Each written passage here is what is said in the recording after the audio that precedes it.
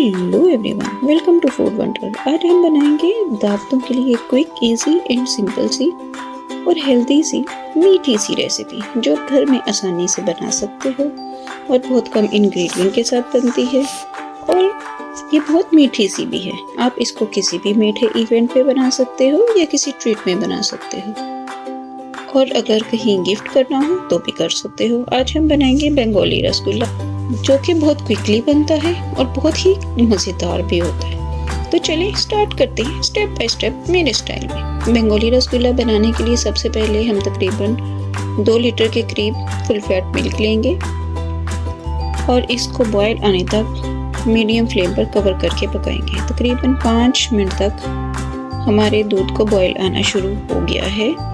हम फ्लेम को लो पर कर देंगे। 1-2 मिनट के लिए स्पैचुला से दूध को मिक्स करेंगे। अब इसमें ऐड करेंगे 2 टेबलस्पून के करीब हमने विनेगर लिया है जिसको टैप वाटर में डाइल्यूट किया है। विनेगर और पानी का जो सॉल्यूशन बनाया है उसको ऐड करेंगे।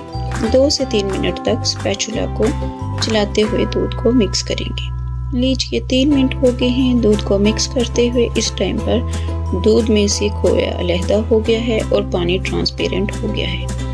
इस टाइम पर फ्लेम ऑफ कर देंगे और अब हम दूध को किसी मलमल के कपड़े से या किसी जाली के साफ कपड़े से स्ट्रेन कर लेंगे। दूध को स्ट्रेन कर लेने के बाद हम खोया के ऊपर से ठंडा पानी गुजारेंगे ताकि विनेगर की जो खटास है वो अंदर से अच्छे से निकल जाए और खोया या छेना को कपड़े में अच्छे से निचोड़ लेंगे ताकि पानी अंदर से अच्छे से स्ट्रेन हो जाए। लीजिए सारा पानी अच्छे से स्ट्रेन हो गया है। अब हम ऐसे ही छेना या खोया को कपड़े में अच्छे से टाइट करके रोल करके रख देंगे ताकि अगर कोई पानी बचा है तो वो भी स्ट्रेन हो जाए।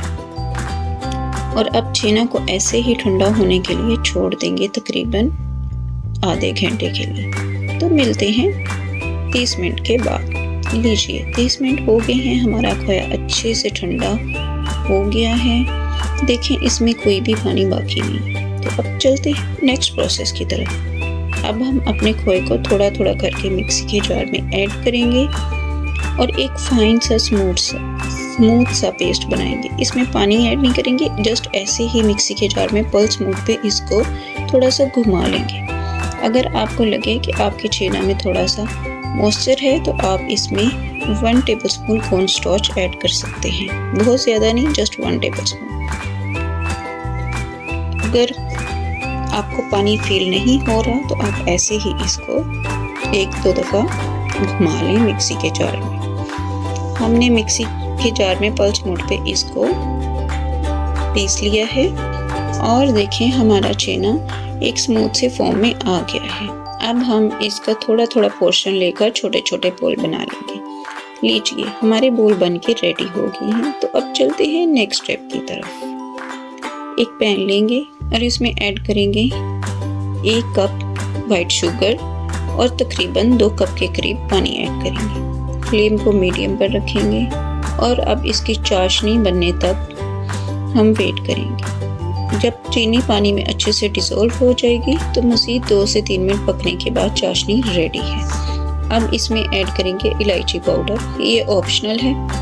आप इसमें केवड़ा एसेंस या फिर रोज़ वाटर भी ऐड कर सकते हैं। लीजिए हमारी चाशनी रेडी है। अब हम इसमें ऐड करेंगे अपने बोल जो हमने छेना या खोया से बनाए थे। लो टू मीडियम फ्लेम पर रखेंगे फ्लेम को और कवर करके तकरीबन 10 मिनट के लिए ऐसे ही पकने देंगे। लीजिए 10 मिनट हो गए हैं कवर करके रसगुल्ला को पकते हुए।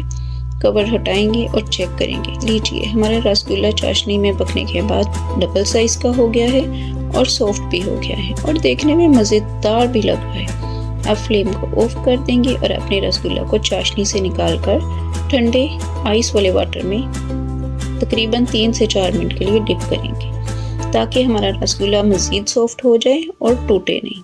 अब हम 3 मिनट के बाद अपने रसगुल्ला को ठंडे पानी से हाथ के बीच में रख के प्रेस करके पानी निकाल देंगे और अगेन चाशनी वाले पानी में डिप कर देंगे।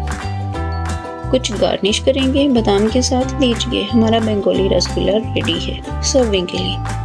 आप इसको किसी भी दावत में बना सकते हो या किसी भी इवेंट पे बना सकते हो या फिर किसी फ्रेंड या रिलेटिव के घर बना के ऐसा गिफ्ट ले जा सकते हो। ये बहुत क्विकली बनते हैं और हेल्दी हैं और बहुत कम इंग्रेडिएंट के साथ बनते हैं। एक दफ़ा रेसिपी को ट्राई ज़रूर कीजिएगा। रेसिपी अच्छी लगे तो लाइक एंड शेयर करना मत भूलिएगा। चैनल पर नए हैं तो सब्सक्राइब तो ज़रूर कीजिएगा। मिलते हैं नेक्स्ट वीडियो में। Thanks for watching.